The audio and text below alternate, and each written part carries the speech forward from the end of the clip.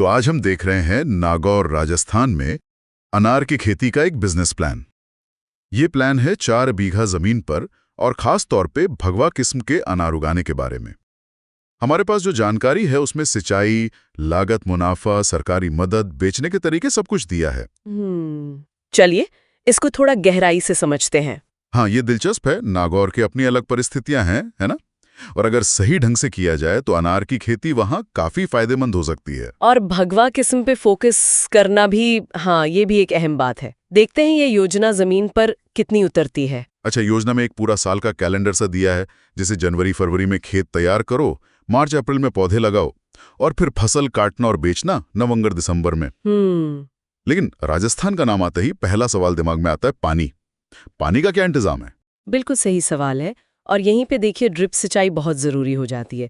जो जानकारी है उसमें साफ लिखा है कि इससे पानी की बचत होती है और हर पौधे को जरूरत के हिसाब से, मतलब करीब 2 से 4 लीटर रोज पानी मिल जाता है। नागौर जैसी जगह के लिए बहुत मायने रखता है। 4 बीघा के लिए ड्रिप का खर्च बताया है करीब 60,000 रुपए। लेकिन यहाँ एक बहुत अच्छी बात है, इस पर 70% तक सरकारी सब्सिडी मिल सकती है। अरे वाह, 70%! ये जबरदस्त है। इससे तो लागत काफी कम हो जाएगी, मतलब लगभग 18,000 रुपए ही रह गई। हाँ, सब्सिडी से ड्रिप वाला खर्च तो काफी नीचे आ जाता है, पर जो शुरू का पूरा निवेश है उसमें और भी चीजें हैं। जैसे पौधे हैं, 500 पौधे लगेंगे। अच्छा। एक पौधा करीब 25 रुपए का, तो 12,500 रुपए वो हो गए। फिर सब्सिडी वाला ड्रिप सिस्टम, खाद और कीटनाशक का भी खर्चा है, सालाना कोई 20,000 रुपए मान लीजिए। और मजदूरी वगैरह भी तो लगेगी, करीब 30,000 रुपए। तो सब मिलाकर शुरुआती खर्च वो पहुंच जाता है लगभग 1,22,500 के आसपास। ठीक है, 1.25 लाख के करीब शुरू में, ये समझ आ गया। लेकिन फिर कमाई का क्या हिसाब है? प्लान कहता है तीसरे साल से मुनाफा होगा। हाँ, सही। योजना यही बताती है कि तीसरे साल से हर पौधे से आप 8 से 10 किलो अनार की उम्मीद कर सकते हैं। तो 500 पौधे हुए, यानी करीब 4,000-5,000 किलो की पैदावार। अच्छा, खासा प्रोडक्शन है ये तो। हाँ, और अगर बाजार में भाव ठीक मिल गया, मान लीजिए 80 से 120 रुपए किलो के बीच, तो साल की कुल आमदनी 4 लाख से 6 लाख तक भी जा सकती है। 4 से 6 लाख? हाँ, अब इसमें से सालाना जो रखरखाव का खर्च है, खाद, पानी, मजदूरी वगैरह, वो करीब 50,000 रुपए निकाल दें, तो नेट प्रॉफिट मतलब शुद्ध मुनाफा वो 2.5 लाख से 4 लाख सालाना हो सकता है। तीसरे साल से 2.5 से 4 लाख, ये तो काफी आकर्षक लग रहा है।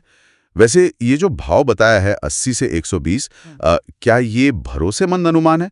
मतलब बाजार ऊपर नीचे भी तो होता है। मानित भाव है, इसीलिए शायद बेचने के अलग अलग तरीके भी सुझाए गए हैं। पर हाँ, सरकारी मदद की बात करें तो वो सिर्फ ड्रिप सब्सिडी तक ही नहीं है। अच्छा, और क्या मदद मिल सकती है किसानों को? देखिए, योजना में नेशनल हॉर्टिकल्चर मिशन (NHM) का जिक्र है और PM किसान योजना भी है, जिससे सालाना 6,000 रुपए मिलते हैं। सलाह यही दी गई है कि ज्यादा जानकारी के लिए और अप्लाई करने के लिए पास के कृषि विभाग के दफ्तर में संपर्क करें। ये मदद बहुत काम आती है, खासकर शुरू के सालों में। हाँ, ये तो जरूरी जानकारी है। अच्छा, जब फसल तैयार हो गई, मान लीजिए अच्छी फसल हुई, तो फिर बेचने के लिए क्या रास्ते हैं जिससे भाव भी अच्छा मिले? बेचने के लिए कई विकल्प दिए हैं ताकि किसान एक ही चीज पर निर्भर ना रहे। एक तो आसपास की मंडियां हैं, जैसे मेड़ता है, जोधपुर है। दूसरा, कुछ कंपनियां कॉन्ट्रैक्ट फार्मिंग भी करती हैं, उनसे बात कर सकते हैं। आजकल तो व्हाट्सएप ग्रुप या जो किसान ऐप है, उनके जरिए सीधे ग्राहक भी मिल जाते हैं। हाँ, ये डायरेक्ट सेलिंग वाला तरीका आजकल चल रहा है। बिल्कुल। और बड़े पैमाने पर बेचना हो तो इनाम जैसा सरकारी ऑनलाइन पोर्टल भी है, उसका भी जिक्र है। ठीक है, तो मतलब बेचने के कई रास्ते हैं। हाँ, कई रास्ते सुझाए गए हैं। तो कुल मिलाकर देखें तो नागौर में अनार की खेती का ये जो प्लान है, काफी सोचा समझा लग रहा है। इसमें लागत, मुनाफे की उम्मीद और सरकारी मदद सबको साथ लेके चलने की कोशिश है। मेरे हिसाब से 2 बातें सबसे अहम है। एक तो ड्रिप सिंचाई से पानी का सही इस्तेमाल, बिल्कुल, और दूसरा बेचने के लिए कई रास्ते खुले रखना। सही कहा आपने। आंकड़े तो उम्मीद जगाते ही हैं, खासकर जब सब्सिडी मिल जाए।